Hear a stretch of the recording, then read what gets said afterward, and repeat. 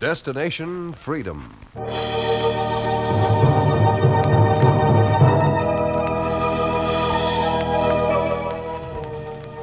Station WMAQ presents Destination Freedom, dramatizations of the great democratic traditions of the Negro people, a part of the pageant of history and of America's own Destination Freedom.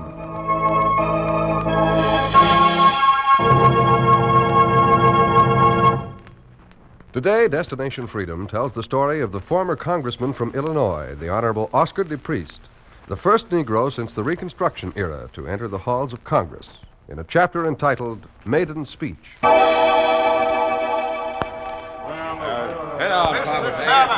him speak.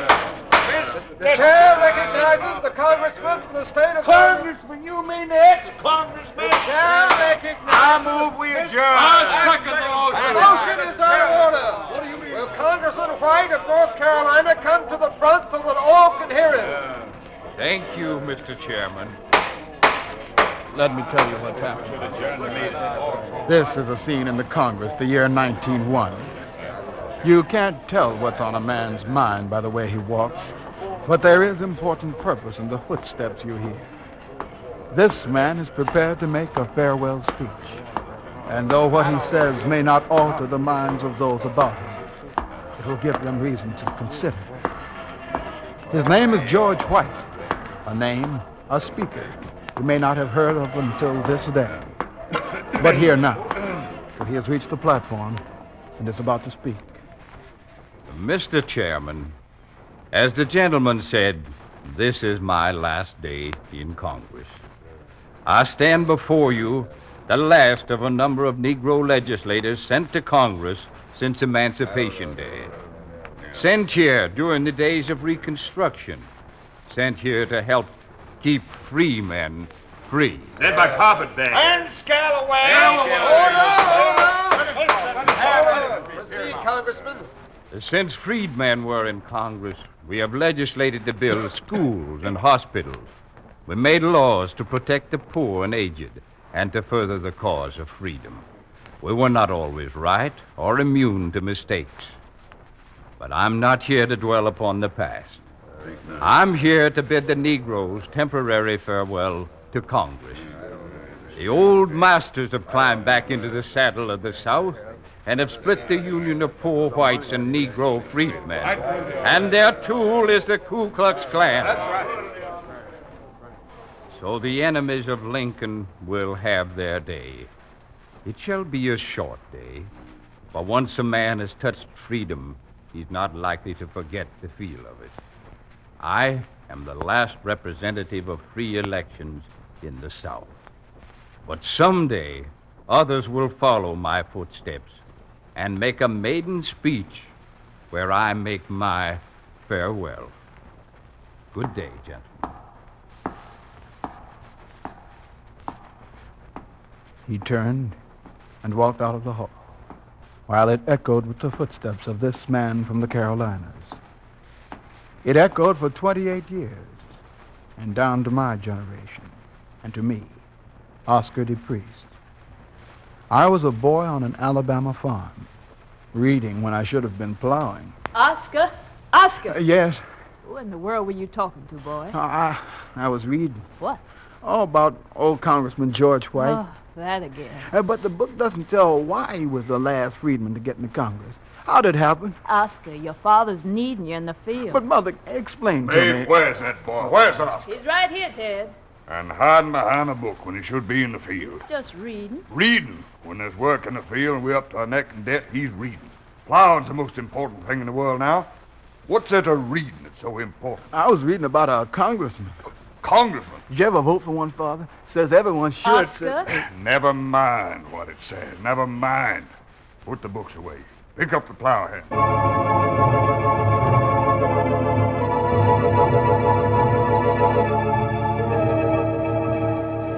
I kept behind the plow, but the sound of George White's footsteps echoed in my head all summer and fall as I worked the land. And I asked Father the questions he didn't want to answer. But sometimes he'd say, while we plowed, It's been a long time since I voted for anybody. or seen anybody in the county do it. Poor white or Negro. There were 3 killed last time. But Nobody's tried it since. It's written that you're supposed to try it. The Constitution says it's the law that every man has the right And to... who runs the law? Well, the sheriff. Well, who runs the sheriff in this county? I don't know. Make sure you never have to find out. Get up, you. Get up.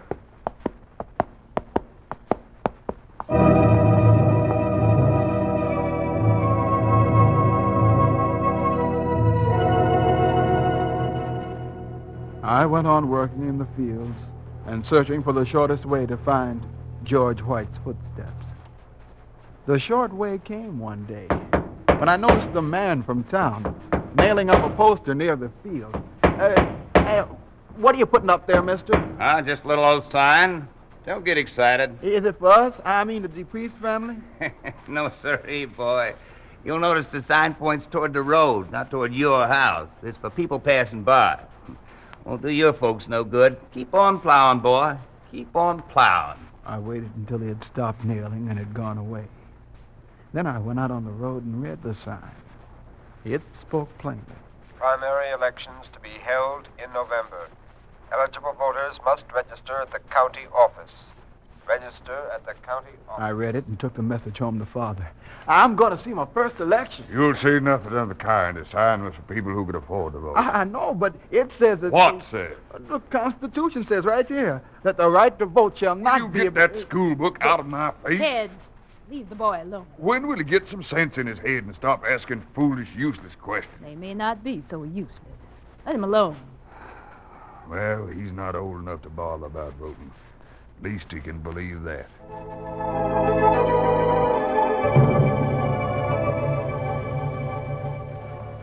I was not old enough. But around me in the Alabama fields, I saw men and women who were. I went looking for the man who was nailing up the signs. I wanted to help him. Yeah? What's that, boy? I say you got an awful lot of signs to nail up. Uh-huh. I'm free in the evenings after plowing time. Yeah? I could sort of help you cover the county if you didn't mind. Maybe you could, maybe. Tell you what. Yeah? I'll pay you a halfpenny a sign. Here, take a batch up. Sure. I'll start right over there. Not there. You be careful where you nail 'em up. Careful? We don't want to arouse the curiosity of those that won't do no good now, do we? Tack 'em up in the places I tell you. You get what I mean?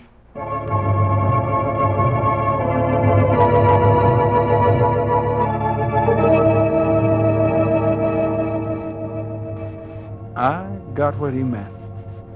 But I took the election notices and went nailing them on the sheds of sharecroppers and tenant farmers. And on the docks, I told the stevedores about it. What good is it? Well, see here, boy, what good is telling us about it when the voting's restricted? That's right. Well, it's not restricted by law. It's for everybody. I've read it. Suppose they don't count the votes we put in. Suppose they don't. Well, if they don't, you can take it to court. I read how you can do it. Maybe the schoolboy knows what he's talking about. Suppose we all march on the pole. Yeah, the kid's right, I tell you. Let's try. I went through the docks by day, and I covered the farms at night. Who is it? You the DePriest kid? What you doing here this time of night? There's going to be voting in the county next month. What's that got to do with me? Well, some of the stevedores are going to try to register. They'd like to have a few farmers with them. Voting in this county is too dangerous. That's what the stevedores said, What's that? that the farmers would be too scared to come out. Too scared. You hear that, Ma? Or ball it? Listen, you tell them we'll be there even if they ain't.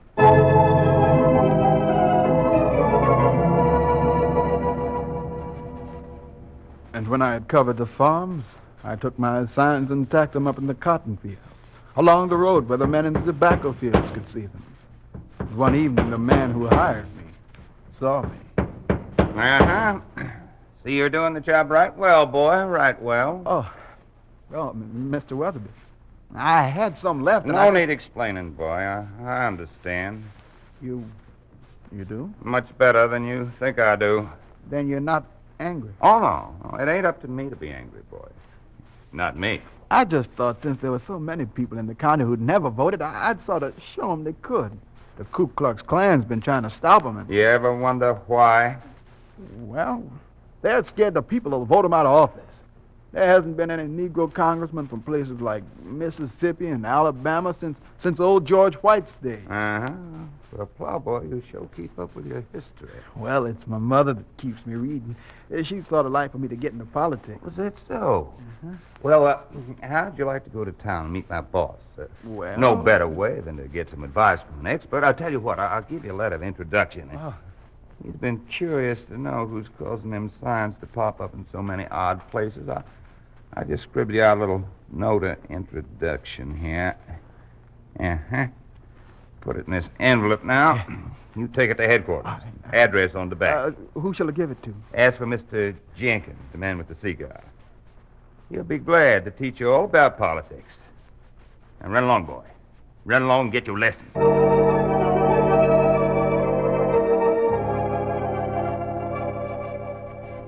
I ran along with the letter in my hands, and I took it up to the building.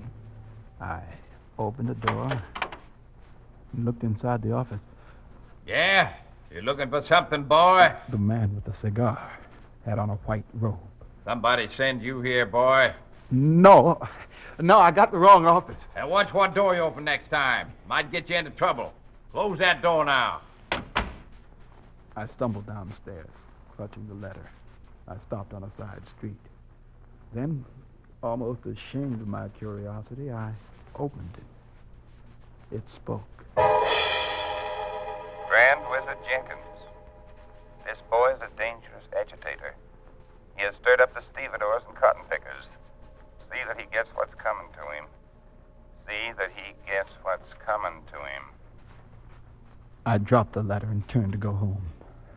I understood now why no one had yet followed the footsteps of old George White.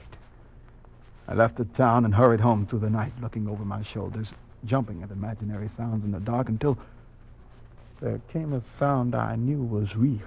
What's your hurry, plowboy? Mr. Weatherby. Yeah. You walk pretty fast for one who hasn't delivered the message I gave you. Look, I'm going home. Not now. before you get your lesson in politics. Where's all that ambition you had this afternoon? I saw who that message was Yeah, for. he looked square at me in my Klan clothes. He saw me and beat it. Now, look, mister, I'm going home. I don't know what you're up to. I don't care. You I'm... cared enough to send the mob in to register to vote, didn't you? Hold still. Now, don't. Watch what you're backing into, boy. You almost told Come me. on, give it to him, Get the rope, Jenkins. Tubman. Get that rope. White-robed men had circled around me, blocking the road. I saw a whip come down at me, and I grabbed it. Let go, you devil. Let go. Yeah, hold it. Hold it. I saw another lash coming down, and I jerked away and somehow broke through the circle and dashed down the road. I outsped my would-be teachers and stumbled across the fields until I reached home.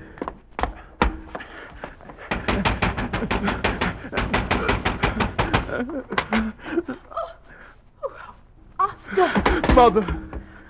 Dad! Huh? Come here! He's hurt! Come here! What's happened? Bolt the door. Didn't I say his crazy notions would get him into trouble? Didn't I say it? What are you talking about? He brought trouble down on the house. And just when we had a chance to bring in a good crop. What good is the crop when you've got no say-so over who runs the county? Oh. He's coming, too. Son? What happened, son? Men in robes after me for starting the people to vote. What'd I tell you? What are you going to do? Get him out of here is all we can do. Send him north somewhere. Maybe Chicago. Alone? Alone.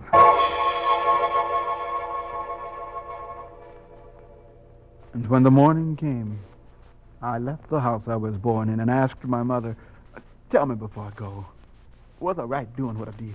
There's no time for talking if you're going to catch a train. Well, tell me, was I right? The train will be passing any minute now, Oscar. Go on. They called me an agitator.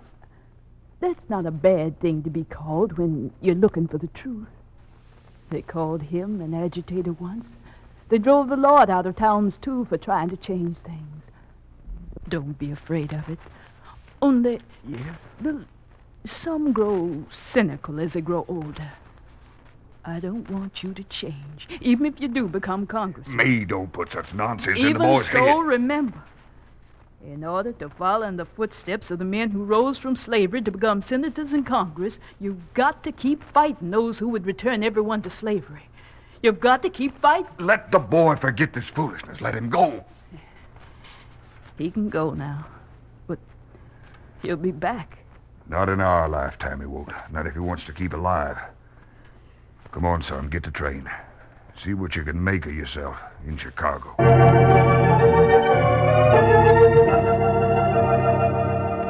I left for Chicago with the memory of George White still echoing in my head.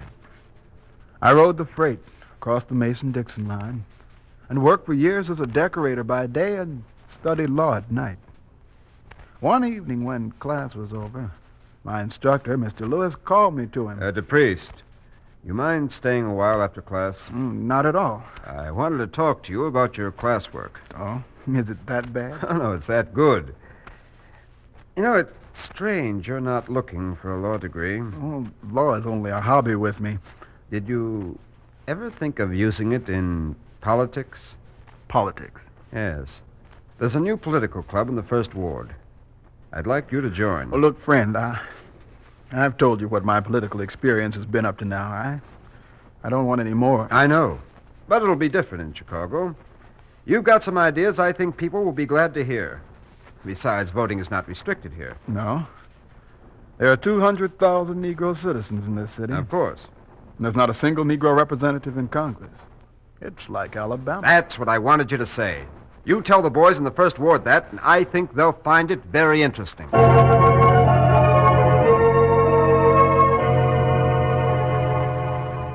I talked to the politicians in the ward, and my instructor brought back their answer. The priest, it's the feeling in the ward that there's a need for a new alderman. Yeah? Will you run and take a chance on getting the job? I took a chance. And when the vote counting was over, I, the ex-Alabama plowboy, was alderman. I went about learning the ways of city politics and machines. And when I thought of George White's farewell, I said to my instructor, Mr. Lewis. Yes? If I ran for Congress from Chicago, think I could get elected? Well, you'd be foolish to try. Well, someone's got to be that foolish, soon. Tell headquarters that at the next opening, I'm going after the nomination.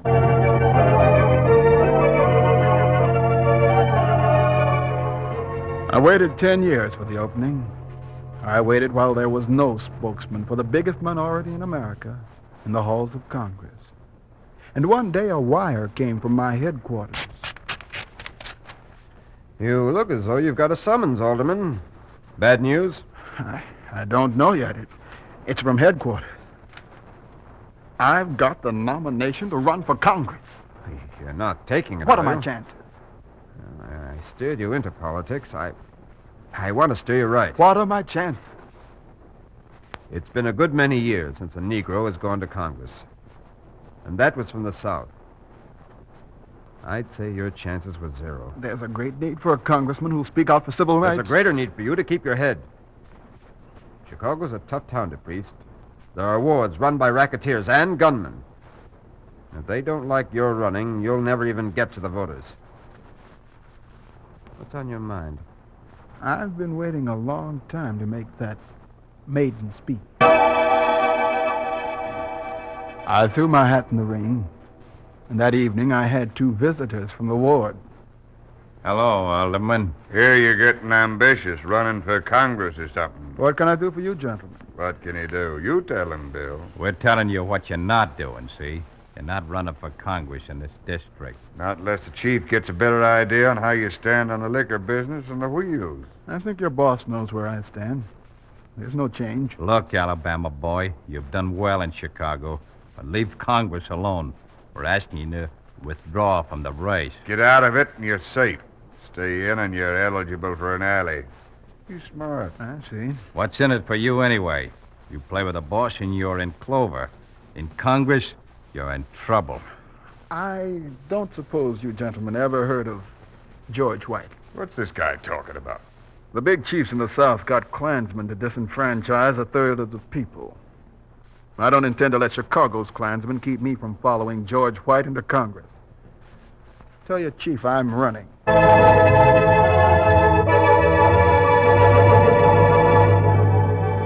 I ran, and the gang chief stood aside and waited as the vote returns came in. And when it was over, there was a new announcement in the ward. Bulletin from party headquarters.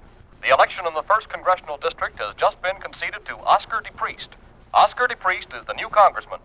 Total returns... I was the new congressman. I thought of how it had happened and how close I was to breaking new ground for freedom. But there was still old ground that had to be gone over.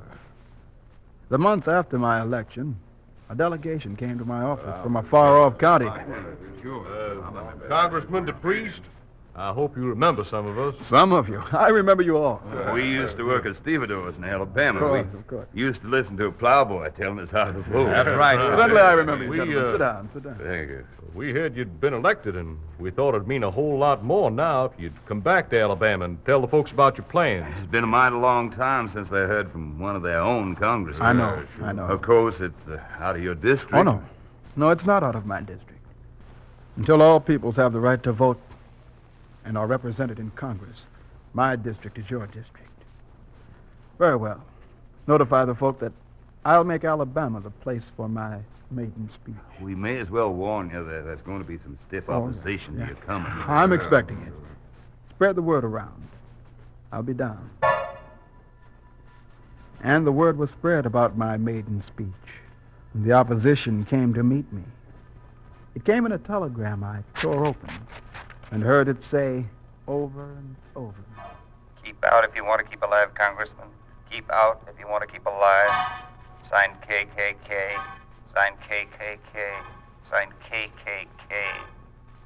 And my advisor said, It's foolish to challenge a thing like this, DePriest. Forget it. I was elected because the people believed I'd risk things like this, and more. But this thing could be serious, not just a prankster's trick. There could be a fight, and politically, you haven't gotten started Well, yet. if it's a fight for the rights of people, I've no reason to back out. I'll drive down to my hometown. It seems I've got a date with the KKK.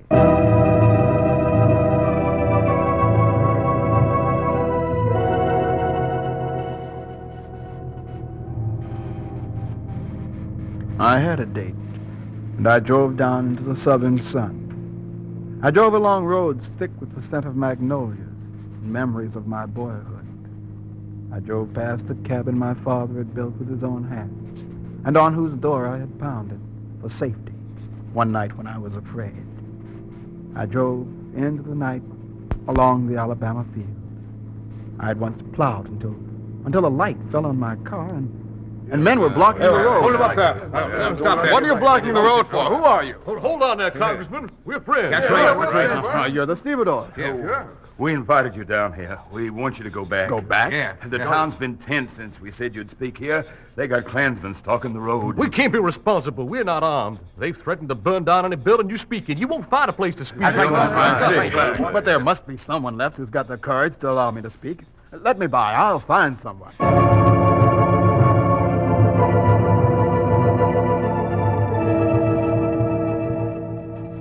I drove into town. I searched for the names of halls and churches, and I went inside a phone booth while outside people waited to see what would happen.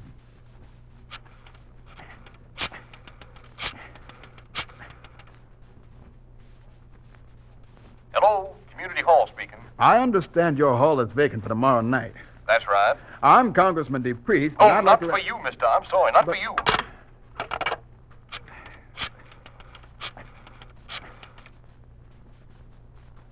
Hello? I'd like to use your church tonight. Yes? And for what purpose? Well, I'm Congressman DePriest. and DePriest, I can't let you speak here. I can't take the chance. I can't. No, sir. Not here, Congressman. Not here. No, sir. You can't speak here. No, we don't want you to talk here. I can't allow you to speak in we this don't hall, want you Congressman. here, No, sirree. I can't allow you to speak in here. You say Congressman DePriest? I've called everyone else. Now I'm coming to see you, Reverend. Well, my place is small, Congressman. But if you're speaking the way you spoke when you were a plowboy here, my doors are open. Come in.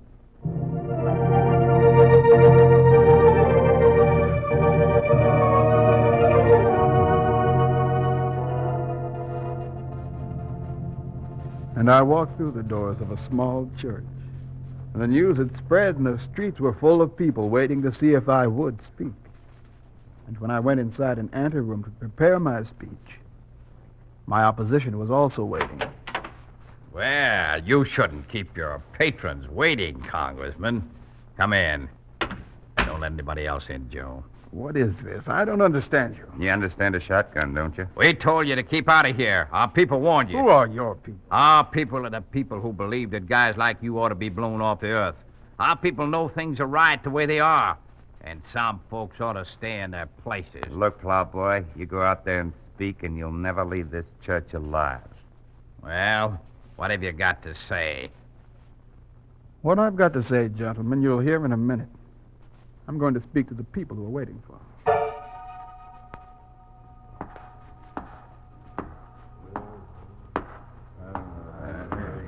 I turned my back on the men with white sheets and hooded heads and walked into the church. I walked to the pulpit and stood and looked into the field of faces waiting for me to speak. I thought of the men waiting in the anteroom. I thought of the echo of old George White, and I spoke. I came to speak to you tonight as a congressman, as a Southerner, and as a friend. I came back to speak because a few years ago, I ran away. And a man who wants freedom can never turn his back on bigots. I can speak as a friend because only those who value equality and justice can be friends. I can speak as a congressman who knows how valuable is this hard-fought-for equality of opportunities among all our people, because my mother and father were born slaves. Therefore, when I say that freedom belongs not to a group of men, nor to a clan, nor to a single party, but to the people, black and white, Jew and Gentile, who have earned it in wars and work, I speak from the heart. I speak as a congressman who knows it has been a long time, too long a time in this land, since a Negro last walked into the halls of Congress. And I speak to you before I go there, to tell you that I shall continue to fight to see that the words written into the Bill of Rights become a living reality for all, even if so doing cost me my life. That was all there was to say. There was no applause, and I walked off and down the aisle and toward the door.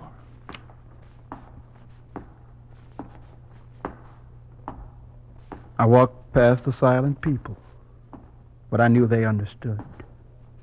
I walked past the anteroom with the hooded men, and there were no shots. I walked out into the cool night around the grounds I was born.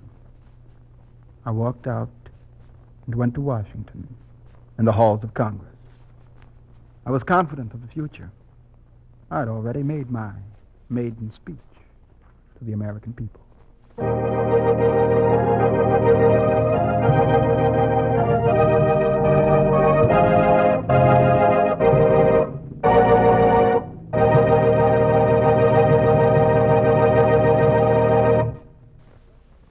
You've just heard Destination Freedom's dramatization of the story of ex-Congressman Oscar DePriest in a chapter entitled Maiden Speech. Destination Freedom is written by Richard Durham and produced under the direction of Bob Wombold.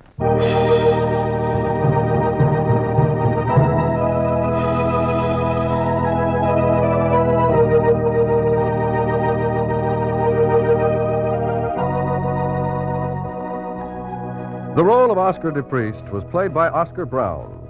That of the father was played by Maurice Copeland, the mother by Wezlynn Tildon, and Lewis by Ted Liss.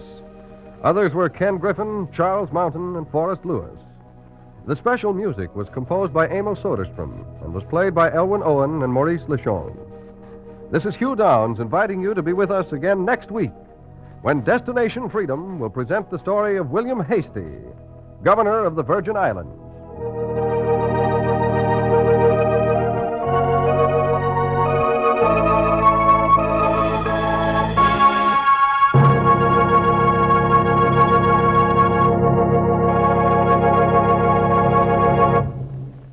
This is NBC, the National Broadcasting Company.